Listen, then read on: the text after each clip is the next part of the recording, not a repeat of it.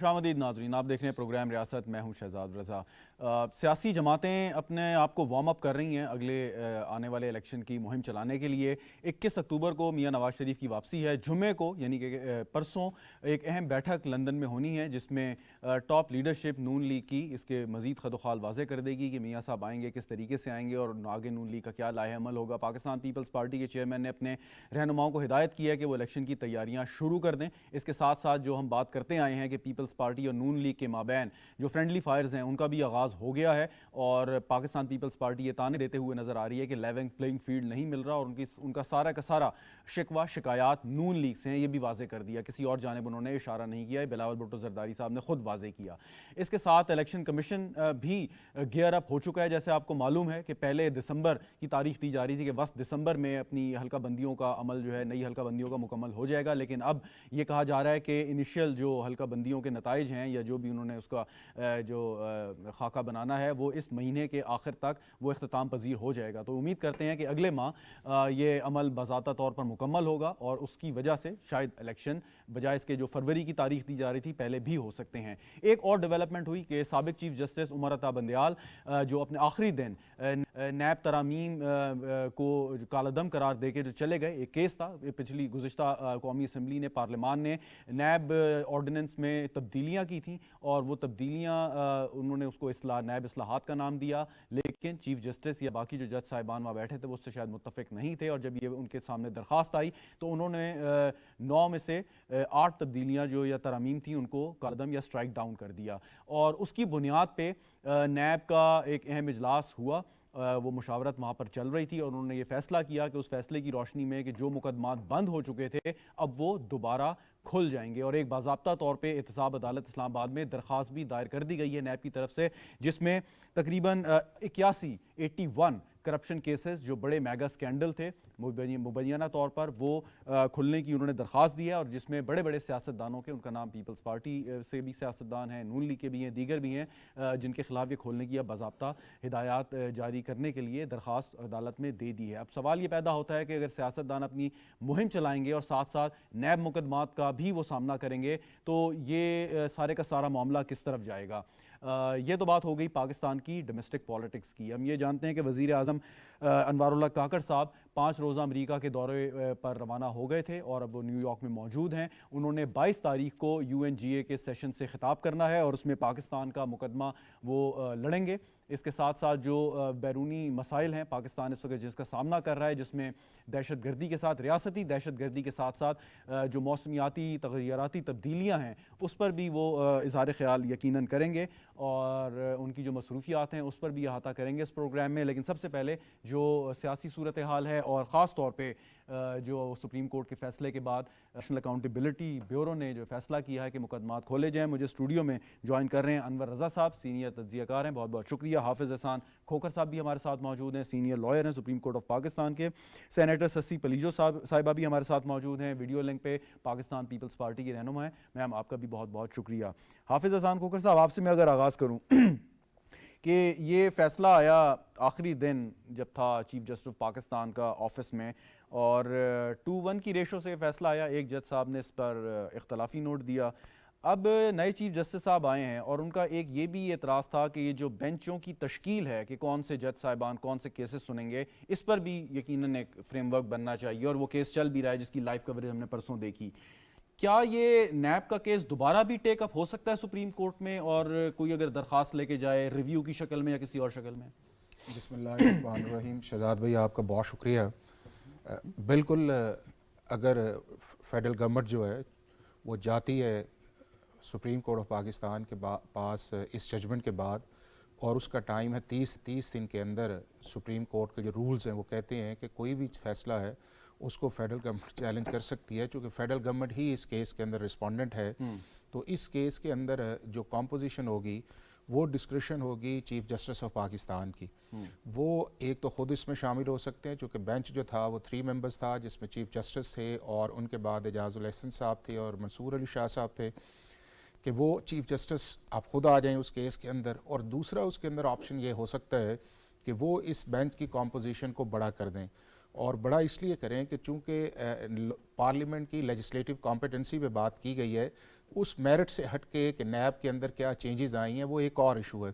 لیکن اصل چیز اس کے اندر یہ ہے کہ کیا جو کمپیٹنسی ہے پارلیمنٹ کی اس کو پاکستان سپریم کورٹ کے 3 ججز جو ہیں وہ اس طرح 27 امینڈمنٹس میں پک اینڈ چوز کر کے جو 9 امینڈمنٹس ہیں ان کے ایفیکٹ کو نلیفائی کر سکتے ہیں. لیکن فیصلہ تو سر 2-1 سے آیا نا.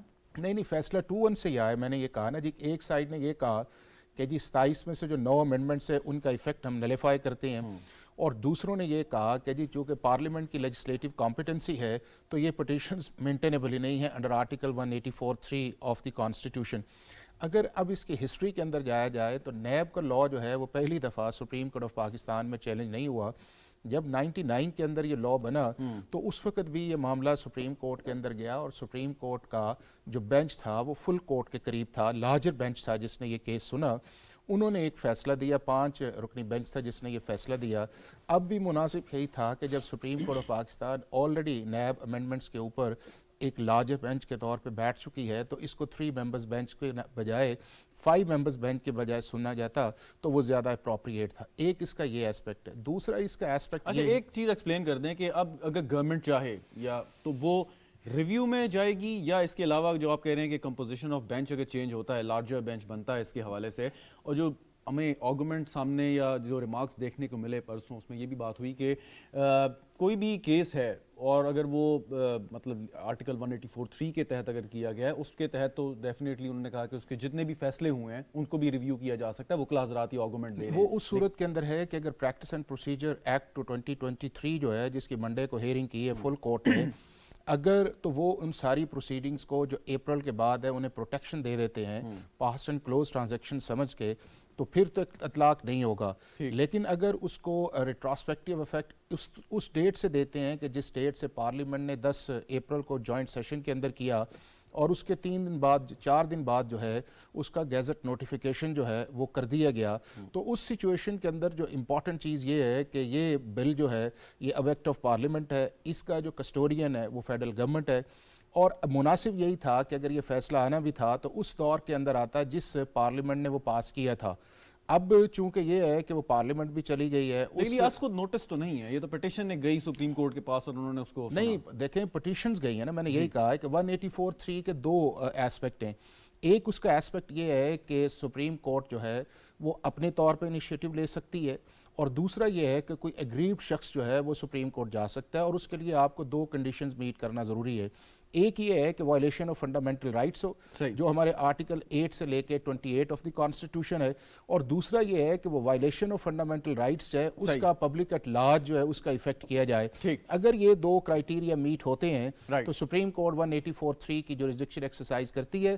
جنرلی وہاں سپریم کورٹ پھر یہی کہتی ہے کہ جی آپ پہلے ہائی کورٹ کا فورم یوز کریں اور اس کے بعد آئیں. اور آپ کو یاد ہوگا کہ جب پنجاب کے الیکشنز بھی آئے تھے تو ایک ڈیبیٹ بھی چلی تھی یہاں پہ کہ اگر مناسب بہتر یہ تھا کہ یہ پنجاب کا جو فیصلہ ہے جو سنگل جج نے دیا ہے اس کے بعد جو ڈی بی کے اندر معاملہ تھا اگر اس کو ڈیسائیڈ کر لیا جاتا تو پھر سپریم کورٹ آف پاکستان ٹیک اپ کرتی. بالکل ٹھیک. انور رضا صاحب, سسی پلیجو صاحبہ سے سوال کر کے آپ کی جانب آتا ہوں. سسی پلیجو صاحبہ, اب نیب نے درخواست آج اسلام آباد ہائی کورٹ میں دائر کی ہے کہ 81 کرپشن ریفرنسز دوبارہ کھولے جائیں, اور اس میں بڑے بڑے سیاستدانوں کے نام ہیں جو کیسز کلوز ہو چکے تھے. آپ کی جماعت سے بھی کئی لوگ ہیں جو اس لسٹ میں شامل ہیں. سوال یہ ہے کہ اب آگے آپ نے الیکشن مہم چلانی ہے, تو سیاستدان الیکشن مہم چلائیں گے یا عدالتیں اور پیشیاں بھگتیں گے؟ شہباز صاحب دیکھیں, پاکستان پیپلز پارٹی عوامی جماعت ہے اور ہم نے عدالتوں کے اندر بھی عدالتوں کے باہر مختلف الزامات نان سازوں کا مقابلہ ہمیشہ کیا ہے غیر سیاسی رویے مقابل, اور غیر آئینی انصاف کا بھی وہ تقاضے بغیر تقاضے پورے کیے ہوئے ہم پہ لادے گئے ہیں, ہمیں دیوار سے لگانے کے لیے ہمیشہ اس کا مقابلہ کرتے رہے ہیں. لیکن ہم آئین کی پاس کاری کرتے ہیں, قانون کو فالو کرنے کی حتمی کوشش کی ہم نے اور کر بھی رہے ہیں.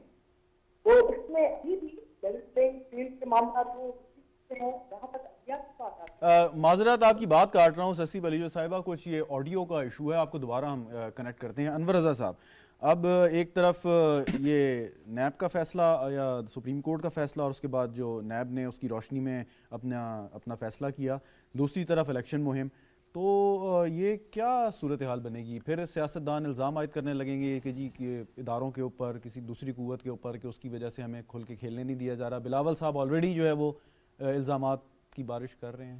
دیکھیے شہزاد، ہمارے ہاں نیب ترامیم جو تھیں ان میں گنجائش موجود تھی کہ ان میں کی جائے. دیکھیے جو آپ کے ہاں سنگین جرائم ہیں اس میں قتل کا مقدمہ ہے، اس میں آپ کو 14 دن کا ریمانڈ دیا جاتا ہے. یہاں پہ 90 دن کا ریمانڈ تھا اور ایکسٹینڈ بھی شاید کیا جا سکتا تھا. دیکھیے بہت سارے ایسے نیب کی امینڈمنٹس تھیں جو ضروری تھیں. اور دوسری بات دیکھیے کہ یہ ہمارے ملک میں کہیں سے تو آغاز ہونا ہے.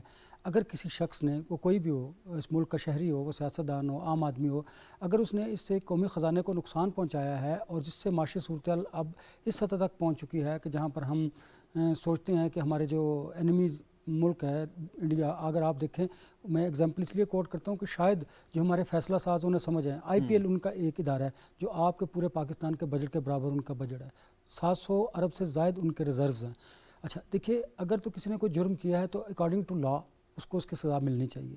ہاں، قوانین میں وقت کے ساتھ ساتھ تبدیلیاں آتی ہیں اور آنی بھی چاہیے. ایسا نہیں کہ آپ کے ماضی سے چلتے آئے قوانین جو ہیں جب سے پاکستان بنا ہے وہی چلتے ہیں. تبدیلیاں ہوئی ہیں، ہونی بھی چاہیے. اب دیکھیے اس وقت اگر آپ اس کو بنیاد بنا کر کہ مجھ پر نیب کا کیس تھا، وہ بند ہو گیا تھا ترامیم کی وجہ سے، اب پھر وہ اوپن ہو گیا اور اس کی اپلیکیشن دی گئی ہے، تو دیکھیے اگر کسی نے کچھ کیا ہے تو اسے فیس کرنا چاہیے. اس میں آپ پولیٹکس کو مت لائیے، اس میں یعنی آپ آپ فیس یہ کہہ رہے کیجیے. ہیں کہ جو نیب کی ترامیم کی اور ان ترامیم کے تحت جو کیسز بند ہوئے وہ درست نہیں تھے؟ نہیں، بالکل نہیں تھے، بالکل نہیں تھے. دیکھیے یعنی وہ عدالت کے ذریعے ہی ختم ہونے چاہیے تھے جی cases؟ بالکل. دیکھیے نا، اگر میں نے کوئی جرم کیا ہے تو مجھے لینڈ آف دی لا جو ہے اس کے تحت سزا ملنی چاہیے. یہ تو نہیں ہو سکتا کہ مجھے پسند اور ناپسند کی بنیاد پر آپ بیل آؤٹ کر دیجئے. تو عدالتیں موجود ہیں، آپ کو انصاف ملے گا. ہاں، جو قوانین جس کو ہم نیب میں اب بھی کالے جو ترامیم ہیں ان کو کہتے ہیں کہ یہ کالا قانون ہے، لوگ اسے یہ بھی کہتے ہیں. دیکھیے اس میں ترامیم کی ضرورت تھی، لیکن اس طرح نہیں ہو سکتا کہ یک جنبش قلم آپ ساری کیسز کو بند کر دیجئے. پھر مجھے بتائیے کہ اگر کسی نے کوئی جرم کیا ہے اور اس قومی خزانے کو نقصان پہنچایا ہے اور اپنے اختیارات کا استعمال کیا ہے تو اس کو سزا تو ملنی چاہیے. اس کو سیاست سے کیسے آپ ریلیٹ کر سکتے ہیں؟ جو نیب کی پیشیاں بھگت چکے ہیں، اور ابھی سسی پلیجو صاحبہ جیسے بات کر رہی تھی کہ پیپلز پارٹی نے بھی یہ خاصا برداشت کیا، سارے کا سارا جو عمل ہے اس میں آپ انتقامی کارروائی کا بھی الزامات لگتے رہے ہیں. کوشچن از دس کہ اگر کوئی سیاستدان کہتا ہے جی یہ انتقامی کارروائی ہو رہی ہے اور انتقامی کارروائی کی ہے اور اب پارلیمنٹ نے اپنا ایک جو ہے وہ اختیار استعمال کرتے ہوئے اس انتقامی کارروائی کا رستہ بند کر دیا ہے، تو انتقامی کارروائی کا رستہ بھی عدالت ہی کے ذریعے آپ کہتے ہیں بند ہونا چاہیے اگر کوئی ہے تو؟ دیکھیے لیجسلیٹر تو ہمارے ہاں پارلیمنٹ ہے، پارلیمنٹ نے قانون بنانا ہے اور اس قانون کی تشریح جو ہے سپریم کورٹ آف پاکستان نے کرنی ہے. دیکھیے ہمارے ہاں ہوتا کیا ہے، ہم اپنے قوانین کو اپنے طور پر مولڈ کرنا چاہتے ہیں. آپ مجھے یہ بتائیے کہ ابھی میں سوچ رہا تھا کہ کیا جو لیجسلیٹر ہیں انہیں قانون سازی کرتے وقت اس بات کا خیال رکھنا چاہیے نا کہ ہمیں اپنی اس ریاست کو مضبوط کرنا ہے، نہ کہ اپنی حکومت کو. جو ہمارے ہاں قوانین بنتے ہیں وہ حکومتوں کو فائدہ دینے کے لیے بنتے ہیں. اگر ان کو چیلنج کر دیا جاتا ہے اور اس پر اگر لا میکنگ کی جاتی ہے اور اس پر اگر سپریم کورٹ اپنی تشریح کرتا ہے تو اس میں کسی کو اعتراض کیا ہونا چاہیے. دوسری بات میں ایک ایگزامپل کوٹ کروں گا کہ ہمارے ہاں جو میڈیا ہے، سوشل میڈیا ہے، بڑا وائبرنٹ ہے اور یہاں پر اب کوئی بات چھپی نہیں رہ سکتی. اگر کسی کے خلاف کوئی انتقامی کارروائی ہوتی ہے تو اس کو ضرور میڈیا میں، سوشل میڈیا پر ہائی لائٹ کیا جاتا ہے. اور ایک ایگزامپل یہ دوں گا، آپ دیکھیے گا کہ کوئی بھی سیاستدان، جس طرح آصف علی زرداری نے بھی نیب کو بھگتا اور سزائیں بھی کاٹی، شاید خاقان عباسی اگر انہیں کوئی جرم نہیں کیا تھا تو وہ بڑے خندہ پیشانی کے ساتھ نیب کی پیشیاں بھگتتے رہے ہیں اور وہ اپنا آرگومنٹ بھی دیتے رہے ہیں. تو میں یہ سمجھتا ہوں کہ اس وقت جو تمام سیاستدان ہیں جن پر یہ کیسز ہیں انہیں ان عدالتوں کا سامنا کرنا چاہیے اور وہاں سے بیل آؤٹ ہونا چاہیے. ٹھیک. سسی پلیجو صاحبہ، آپ کو میری آواز آ رہی ہے؟ جی شہزاد صاحب، آپ کی آواز آ رہی ہے. جی میم، اب ایک سوال پیدا ہو گیا یہاں پہ جو انور رضا صاحب بات کر رہے تھے کہ اگر آپ سے مراد یہ کہ سیاستدانوں کے خلاف کیسز تھے تو واحد راستہ عدالتیں ہیں، عدالت سنے گی اور عدالت آپ کے حق میں فیصلہ دے گی، آپ کے خلاف فیصلہ دے گی. اگر کسی اور طریقے سے وہ کیسز ختم کرائے جائیں گے تو لوگوں میں شکوک و شبہات پیدا ہوں گے اور یہ تاثر ملے گا کہ سیاستدانوں نے اپنے کیسز ختم کرنے کے لیے یہ ترامیم دی ہیں، اور یہی argument supreme court of Pakistan کے سامنے بھی ہوا. شہزاد صاحب، ابھی میں بھی یہ آپ کے تجزیے کا صاحبان اور ماہر قانون صاحب جو بیٹھے ہیں، ہمارے بھائی حافظ صاحب اور انور صاحب کی بات بھی کر رہی تھی اور ان کی بات کو تو یہی آیا ہے کہ ایک تو پیپلز پارٹی نے، میں اپنی پارٹی کی بات کروں گی کہ پہلے بھی کیس رکتے ہیں، عدلیہ سے کبھی بھاگے نہیں ہیں. ہم آئین کی پاسداری کرنے والے لوگ ہیں اور پارلیمنٹ کی بھی سپریمیسی میں یقین رکھنے والے ہیں. کہ وہ اصولی ہم نے آئین کو تخلیق کرتے ہوئے یونانی مسلسل کے ساتھ بیٹھ کر کلیکٹو وزڈم کے ساتھ دیا تھا. ابھی پارلیمنٹ میں جو بھی رکھتے ہوئے جو بھی قوانین آئے تو اس میں پاکستان پیپلز پارٹی ایک حصہ اور حکومتی حصہ ضرور تھی, لیکن واحد پیپلز پارٹی اس وقت نہیں تھی. ہاں صرف ڈیلیگیشن تھی تو بات چیت ہوئی پارلیمنٹ میں, جو بھی ہمارے رفقا بیٹھے تھے وہاں پارٹی کے وہ, لیکن میں پہلے بھی عرض کر رہی تھی کہ میں تھوڑا ٹریول میں ہوں تو آواز تھوڑی اوپر نیچے نہیں, آپ کی آواز ٹھیک آ رہی ہے. اب دیکھیں نا, آپ کی جماعت کے 3 بہت بڑے نام ہیں. آصف زرداری صاحب خود ہیں, یوسف رضا گیلانی صاحب ہیں, مراد علی شاہ صاحب ہیں. جی اس کے بعد آصف صاحب نے 13 سال جیل کی اور نہ کیے ہوئے سزاؤں کی گناہوں کی سزائیں ساری عمر ان کی جو ہے پیشیاں جو ہے وہ اٹینڈ کرتے ہوئے ہم نے عدالت کو ہمیشہ دیا ہے, ریسپیکٹ دیے, لیکن اس کا مطلب یہ نہیں ہے کہ انصاف کے تقاضے پورے نہ کیے جانے چاہیے. اگر کیسز کھلے ہیں ٹھیک ہے, ہم فیس کریں گے, لیکن یہ بھی دیکھنا چاہیے کہ جو سزائیں ہوتی ہیں, جو اس پروسیجر میں ہم گئے ہیں, جو ون سائڈڈ چیزیں ہوئی ہیں, جس پلسرات سے نکل کے پیپلز پارٹی جو شہیدوں کی پارٹی ہے, اور ہم لیکن ہم بھاگنے والے نہیں. ہم پہلے بھی ہم نے فیس کیا ہے, اب بھی فیس کریں گے, اور پارلیمنٹ میں کی ہوئی جب چیزیں اس کا ذکر ہوتا ہے تو نیچرلی اگر سادہ کوئی لا ہے تو اگر کوئی ایکٹ ہے تو میجورٹی دوسرے لوگ بھی اس سے اس وقت شریک تھے, بیٹھے تھے, ان کے میرٹ اور دوسری چیزوں پر جو ہے ہر حوالے سے ڈسکشن ہوا. اس کے بعد اچھا چلیں ایک سمپل سا سوال پوچھ لیتا ہوں. آپ بالکل یقیناً آپ نے صحیح بات کی کہ آپ ایک کولیشن پارٹنر کی حیثیت سے بیٹھے تھے, اور یہ جو فیصلہ ہوا اور اس میں ترامیم ہوئی, ایک مشترکہ ذمہ داری تھی ان جماعتوں کی جو اس وقت حکومت کا حصہ تھی. سوال یہ ہے کہ آپ لوگوں نے یہ ترامیم کی, کیا مقصد یہ تھا کہ جو یہ احتساب کا ادارہ ہے اس میں اصلاحات لائیں, یا اس کے پیچھے مقصد یہ تھا کہ آپ کے خلاف جو کیسز چل رہے ہیں, چاہے وہ انتقامی کارروائی تھی, تھوڑی دیر کے لیے مان لیتے ہیں, وہ ختم ہو جائیں؟ شہباز صاحب یہ میرے خیال میں بات کرنا اگر شروع ہوں گے تو اس میں بہت حوالوں سے ایسپیکٹ سے گفتگو بھی ہو سکتی ہے, بحث بھی ہو سکتی ہے, لیکن بحث برائے بحث سے آپ کا ٹائم جائے گا ہمارے بھی. اس پر بارہا پارلیمنٹ کے اندر, پارلیمنٹ کے باہر اور نیب کے سارے کیسز سے گزرتے ہوئے ہمارے لیڈرس نے ہر دور پر اور کارکنوں نے, لوگوں نے, میڈیا نے یہ بارہا کہا کہ نیب کا جو مقصد تھا یا جو اصولاً جو کمپٹیشن تھی یا ان کا جو پروسیجر تھا, کیا اس کو فالو کرتے ہوئے ساری چیزیں, کیا وکٹمائزیشن کی ہوں تو کیا پوری مینیفیسٹیشن ڈیمونسٹریشن وکٹمائزیشن کی نہیں تھی اس میں, کیا لیڈرس کو دل پل کر وواد سے لگانے کی وہ پیشکش نہیں تھی, کیا وہ ساری چیزیں کسی ایک یا دو یا 3 شخص کے پسند ناپسند پر, یعنی آپ ساری ڈیپوٹیشن کو سامنے رکھتے ہوئے اور یہی کہ ان سے I hate someone or I hate this party and I have to take this action so that they can go to hell. اور اچھا اس میں ایک سوال پوچھوں گا آپ سے, لیکن حافظ صاحب سے سوال کے بعد کہ جب بھی سیاستدان اپوزیشن میں ہوتے ہیں تو احتساب کے ادارے کے حوالے سے ان کا موقف یکسر بدل جاتا ہے بنسبت اس کے جب وہ اقتدار میں ہوتے ہیں. یہ سوال میں آپ سے کرتا ہوں حافظ صاحب, کیا وجہ یہ ہے کہ نیب میں اصلاحات ہوں یا ان میں ترامیم ہوں, جو بھی آپ نام دے لیں, اور اس کے بعد اس کو چیلنج ہو جائے, اس کے بعد سپریم کورٹ کا فیصلہ آئے, ساری کی ساری وجہ یہ ہے کہ جس مقصد کے لیے یہ ادارہ استعمال ہوتا رہا, اگر مس یوز اس کا نہ ہوتا ماضی میں جنرل مشرف صاحب کے دور سے لے کے آج تک یا اس سے پہلے بھی, تب یہ پرابلم ہم نہ دیکھتے, کسی قسم کی یہ بات نہ ہوتی. کیا یہ وجہ یہ ہے کہ وہ مس یوز کی وجہ سے ساری پرابلمز ہم دیکھ رہے ہیں یا فیس کر رہے ہیں؟ شہزاد بھائی ایک تو یہ ہے کہ یہ جو نیب آرڈیننس ہے 99 کا, یہ پارلیمنٹ نے نہیں بنایا.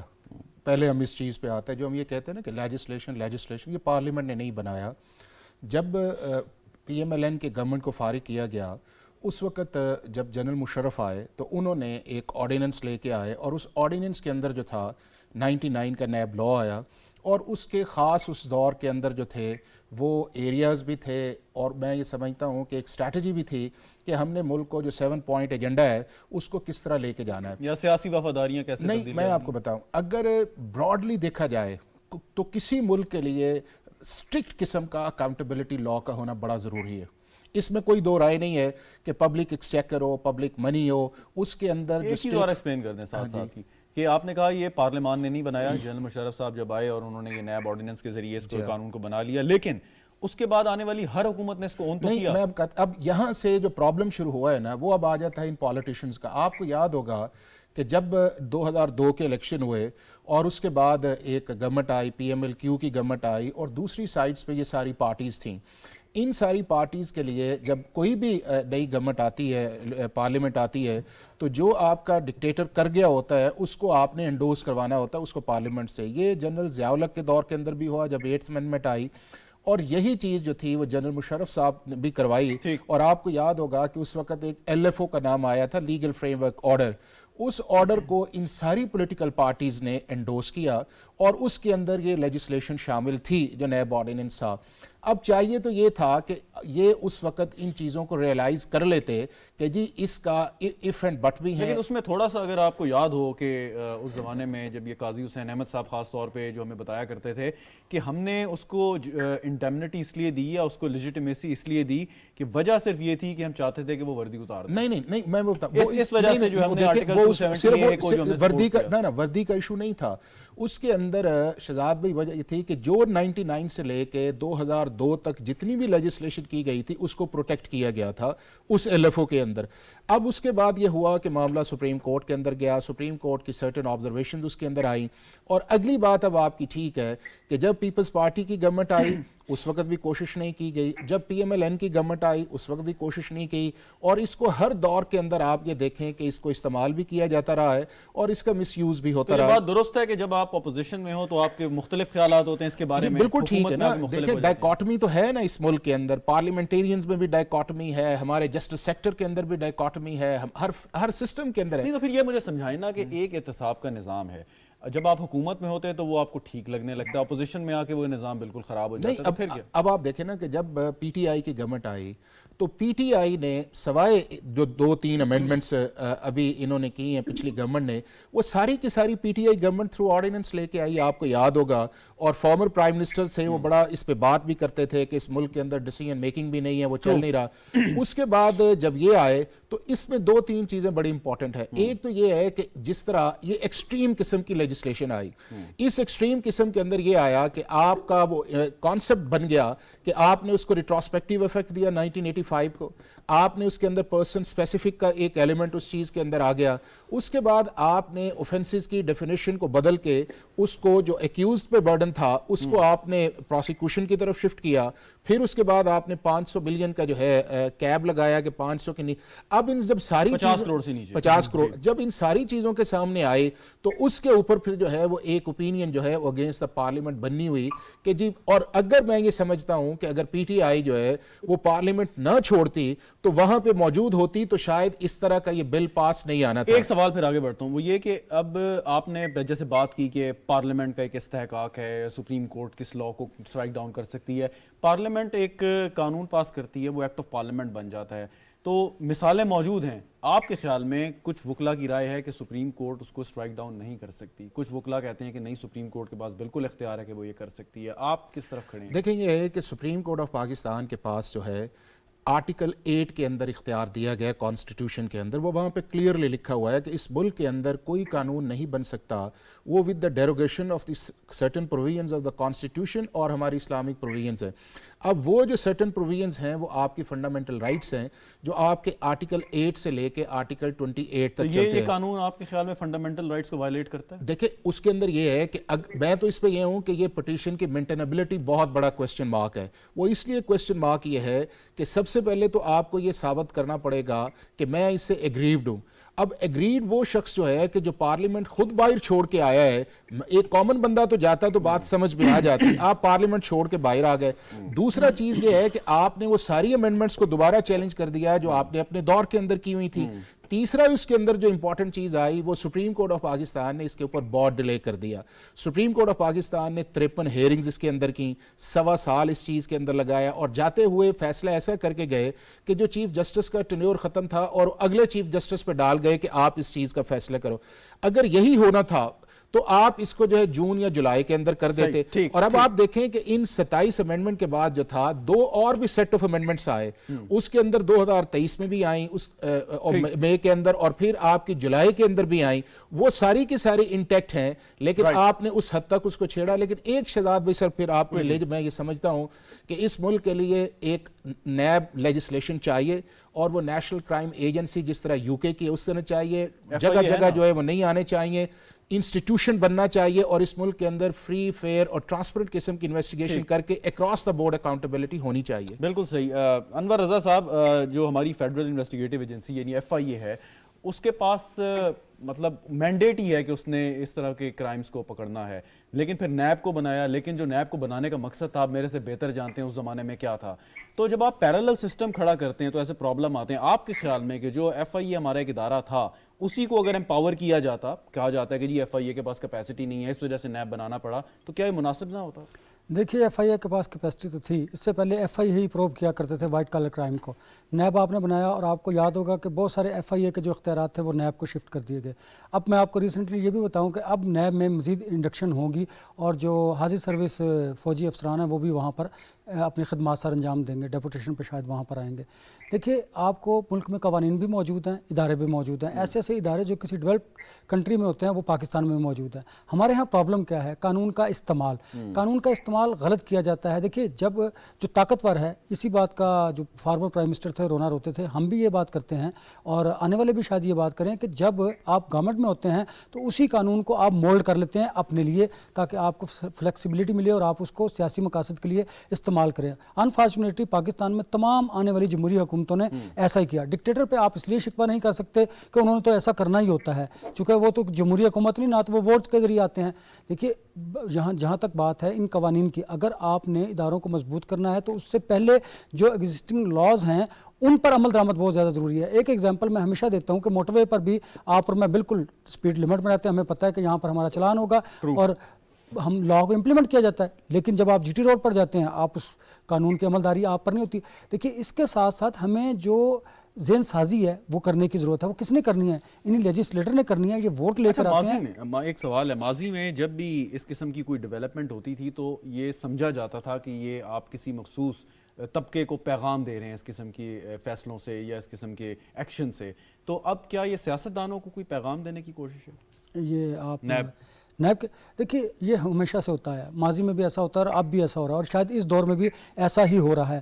بہت سارے پیغامات جو ہیں وہ سیاسی جماعتیں اسٹیبلشمنٹ کو دے رہی ہیں. مثلا اس میں سے ایک ایگزامپل دیتا ہوں کہ پاکستان پیپلز پارٹی جو PTI سے اتحاد بھی کر سکتی ہے. یہ جسٹ ایک پیغام ہے, اس کے علاوہ نتھنگ, کچھ بھی نہیں ہوگا. اسی طرح اسٹیبلشمنٹ نے بھی جس طرح نیب نے جس طرح احتساب عدالت میں اپلیکیشن دی ہے, یہ بھی ایک پیغام ہے. دیکھیے ہوتا ہمارے ہاں یہی تو بدقسمتی ہے کہ آپ نے اپنے دور میں یہ ثابت کرنا ہے کہ میں اس ملک کی بہتری کے لیے کردار ادا کر رہا ہوں, اور اس کردار کے لیے آپ نے ان قوانین کو وائلیٹ کرنا ہوتا ہے. یہ سیاسی جماعتیں بھی کرتی آئی ہیں اور یہ جو ڈکٹیٹرز ہیں وہ بھی کرتے آئے ہیں. اب پرابلم کیا ہے شہزاد؟ ہمیں being a Pakistani, being a قوم, اب ہمیں جو قوانین ہیں ان پر عمل درآمد کرنا ہوگا, اور وہ اسی طرح ہوگا کہ اگر ایک طاقتور شخص کے خلاف بھی کوئی کارروائی ہونی چاہیے جس طرح ایک عام شخص کے خلاف ہوتی ہے. اگر آپ اس طرح کریں گے تو آپ کے ادارے بھی مضبوط ہوں گے, آئین اور قانون بھی آپ کے ملک میں پرویل کر سکے گا. Very right. سسی پلیجو صاحبہ, ابھی انور رضا صاحب نے بات کی پیپلز پارٹی اور PTI کے الائنس کی, الیکشن الائنس کی. آپ کی جماعت کے ایک رہنما کا بیان آج میں پڑھ رہا تھا جو فرماتے ہیں کہ PTI کا پیپلز پارٹی سے اتحاد ہو سکتا ہے.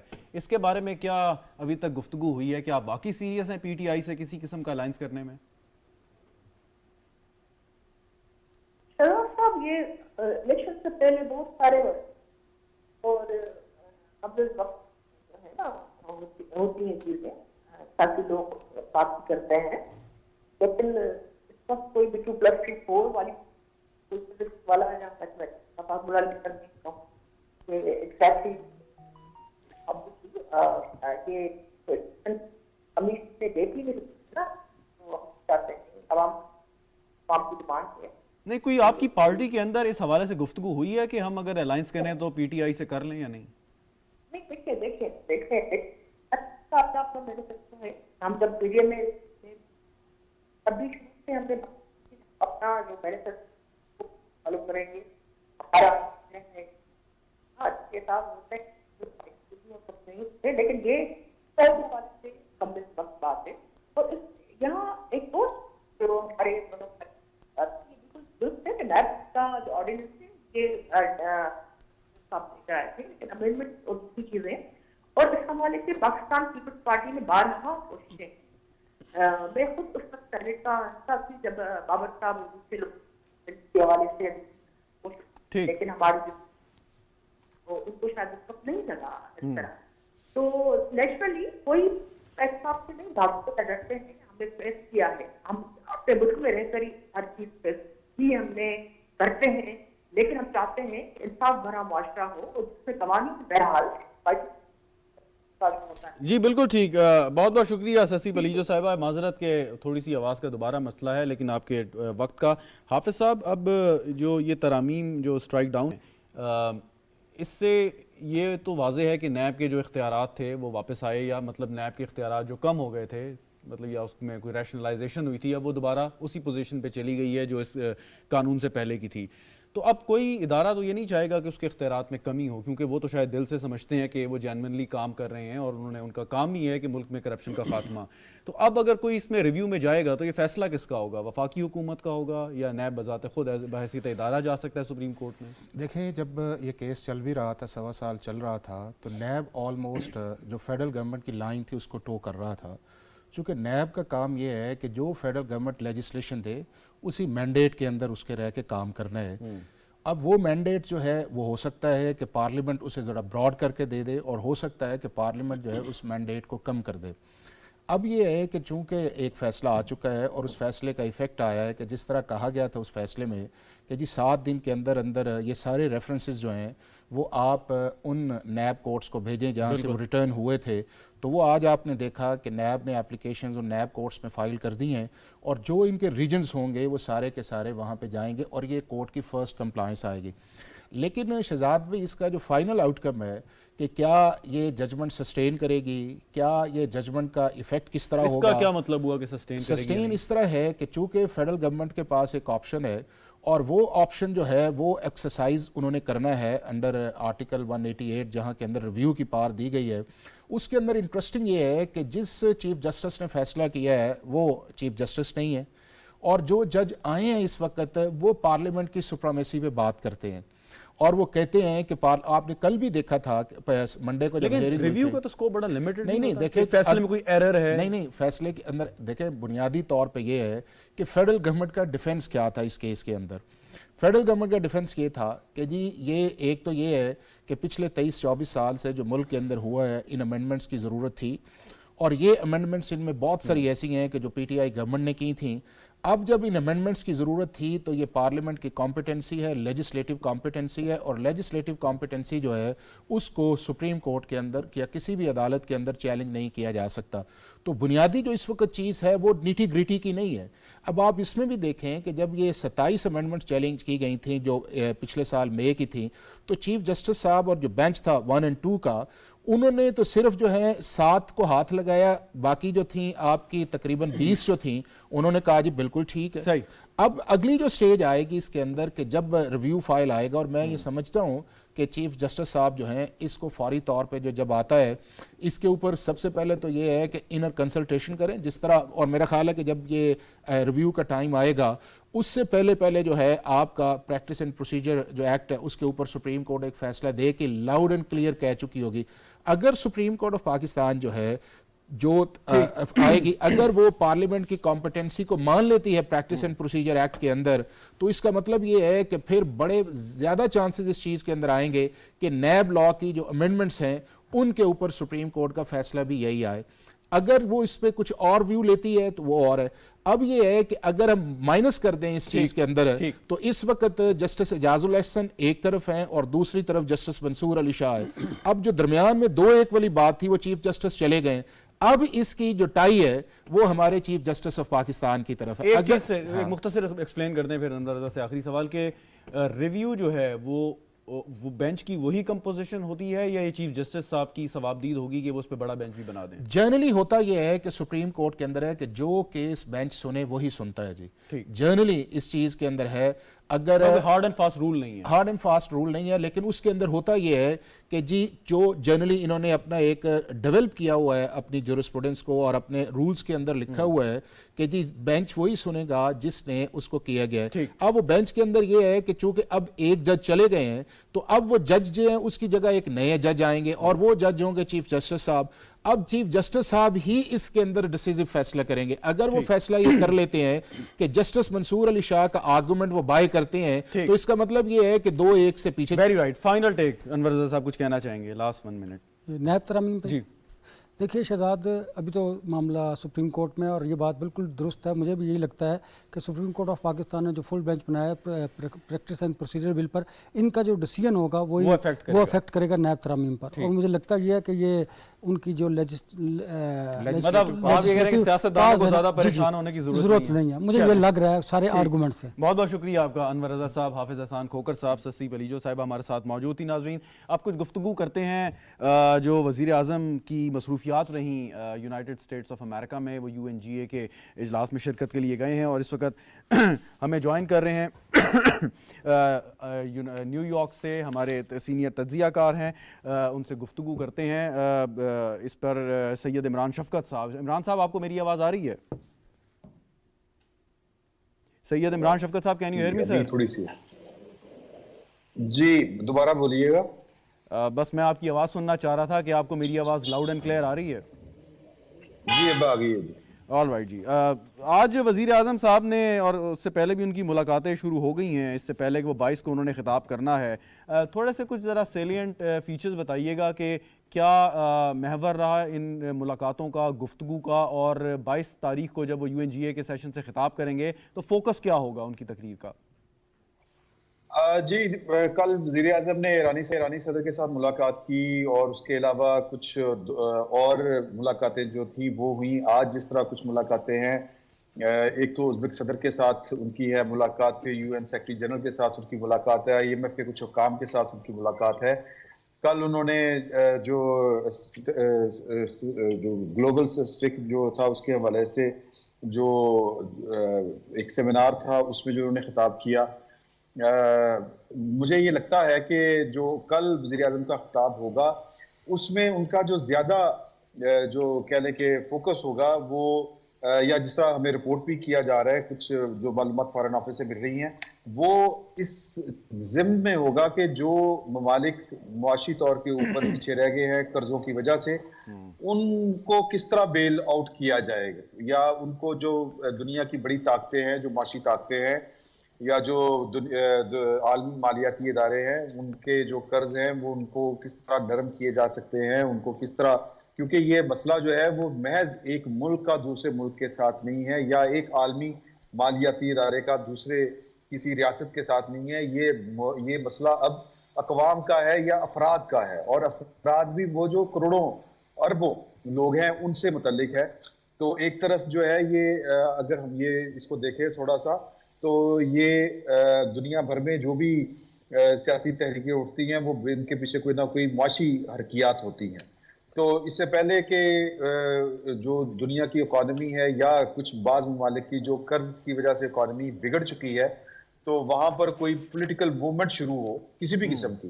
اچھا، اس میں ایک چیز جو ابھی آپ نے ذکر کیا کہ جو ترقی پذیر ممالک ہیں اور ان کو وہ بہت سے معاشی چیلنجز کا سامنا کر رہے ہیں. پاکستان میں گزشتہ سال سیلاب آیا اور بڑی تباہی ہم نے دیکھی، اس کی وجہ سے ہمارا جو GDP گروتھ تھی وہ بھی متاثر ہوئی. دنیا نے وعدہ کیا، اس سے پہلے بھی کرتے آئی ہیں، چاہے کیوٹو پروٹوکول ہو، پیرس سمٹ ہو، کہ جی ہم ترقی پذیر ممالک کی مدد کریں گے. وعدے تک تو بات رہتی ہے، اس سے آگے نہیں بڑھتی.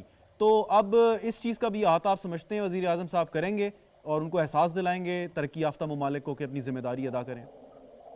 دیکھیں کل کی جو ان کے کی نوٹس ہیں، اگر آپ ان کو تھوڑا سا بھی ہم لوگ اس پہ غور کریں تو وہ بیسیکلی عالمی ضمیر کو انہوں نے جوڑنے کی کوشش کی ہے کہ آپ جو کہہ لیں کہ وہ جو عالمی ساہوکاری ہے اس نے کس طرح کس طریقے کے ساتھ اتنے لوگوں کو جو ہے وہ جکڑ رکھا ہے. تو اس سے بچنے کے لیے، اور پھر جو پاکستان کے ساتھ جو وعدے کیے گئے تھے ماحولیاتی آلودگی یا ماحولیات کی وجہ سے جو پاکستان کے اندر جو فلڈ آیا تھا، اس میں جن ممالک نے پاکستان کی جو ہیلپ کرنے کے وعدے کیے تھے وہ بھی جو IMF ہے اس کی جو کڑی شرائط ہے یا وہ جو پروگرام سائن نہیں ہو رہا تھا اس وجہ سے وہ ڈیلے کا شکار ہوئے تھے. تو اسی طرح جو کووڈ کے سلسلے میں جو فنڈز ابھی تک پڑے ہوئے ہیں اقوام متحدہ میں، وہ جو تھرڈ ورلڈ ہے وہ ان کے لیے جو مختص کیے گئے تھے ان کو ریلیز نہیں کیے گئے. تو بیسیکلی وسائل کے اوپر جو قبضہ ہے وہ جن کا ہے ان کو بیسیکلی وہ ایک ڈائلاگ کے ذریعے وہ اس طرف لانا چاہ رہے ہیں. پاکستان یہ چاہتا ہے کہ اپنے کردار کے اوپر تھوڑا سا غور کیا جائے. اچھا، وزیر خارجہ صاحب کی جو گفتگو ہے انہوں نے اشارہ بلکہ کل کی بھی بات کی. انہوں نے کہا ہمیشہ پاکستان نے بھارت کے لیے خیر سگالی کا پیغام دیا اور انہوں نے حالات کو نارمل کرنے کی کوشش کی، لیکن جواب سرحد پار سے ہمیشہ نفی میں یا منفی جواب آیا. اب اس وقت آپ کیا سمجھتے ہیں کہ کسی قسم کا کوئی پازیٹیو اوورچر وہاں سے آ سکتا ہے یا نہیں آ سکتا؟ نہیں، میرا نہیں خیال کہ پاکستان کی کیونکہ کسی بھی مثبت کوشش کو اس طرح کر کے انہوں نے بھارت نے اس طرح کر کے جواب نہیں دیا. کل سیکرٹری خارجہ جو تھے وہ کہہ رہے تھے ایک میڈیا بریفنگ میں کہ جتنا اچھا بھارت کے کردار کو پاکستان انڈرسٹینڈ کرتا ہے دنیا کا کوئی اور ملک نہ اس کو سمجھ سکتا ہے نہ اس کردار کو ڈیفائن کر سکتا ہے. تو ہم بھارت کو جتنا اچھا سمجھتے ہیں جس طریقے سمجھتے ہیں اور دنیا سے ملک نہیں سمجھ سکتا. تو یہ دیکھیں یہ اپنی سی کوششیں ہیں اور یہ یک طرفہ کوشش ہے. ہم نے اور مختلف موقع کے اوپر پاکستان نے ہمیشہ پازیٹیولی جو ہے وہ بیہیو کیا. ایون جو کہہ لیں کہ ان کے ہم نے ہینیس کرائم میں جو ملوث لوگ تھے پاکستان کے اندر جاسوسی کے حوالے سے دہشت گردی کے حوالے سے ہم اس انتہا تک نہیں گئے ان معاملات میں بھی کہ جہاں سے واپسی نہ ہو. وہ جو ان کا پائلٹ آیا تھا پاکستان پر حملہ کیا تھا پاکستان نے اس کا بھی جس طرح جواب دیا وہ پوری دنیا نے دیکھا. اچھا، بھارت کے لیے ایک اور سوری آپ کی بات کاٹ رہا ہوں وقت کی کمی ہے، ایک ایمبیرسنگ سچویشن عالمی دنیا کے سامنے پیدا ہوئی کہ جب کینیڈا میں ایک واقعہ ہوا اور کینیڈین پرائم منسٹر نے اس کو پارلیمنٹ کے کھڑے ہو کے بھارت کی خفیہ ایجنسی کی طرف اشارہ کرتے ہوئے کہا اس کے ملوث ہونے کی انہوں نے تصدیق کی. اس کے بعد آپ وہاں پہ جو انڈین ڈیلیگیشن ہے اور جو وہاں پہ ہے وہ کیا کسی قسم کے کویسچنز کا سچویشنز کا سامنا کر رہا ہے کہ آپ جنوبی ایشیا میں تو ریاستی دہشت گردی کرتے آئے ہیں لیکن اب آپ جو ہے وہاں سے ہٹ کے دنیا کے دوسرے ممالک میں بھی آپ نے وہی رویہ اور حرکتیں شروع کر دی ہیں؟ دیکھیں اس موقع سے فائدہ اگر کسی نے اٹھانا تھا تو وہ پاکستان نے اٹھانا تھا، لیکن پاکستان جو ہے وہ اس طرح کی چال بازیوں کے اوپر میں نہیں سمجھتا کہ اس نے کبھی اس طرح کر کے کوئی یقین کیا ہے یا کبھی اس طرح کے موقع سے فائدہ اٹھایا ہے. پاکستان نے ہمیشہ چیزوں کو پازیٹیولی ڈیل کیا ہے، لیکن یہ معاملہ چونکہ اس طرح کا ہے اور پھر جو G20 والے جو ممالک ہیں ان کے انڈیا کے ساتھ بھارت کے ساتھ جو مفادات ہیں وہ کسی اور نوعیت کے ہیں.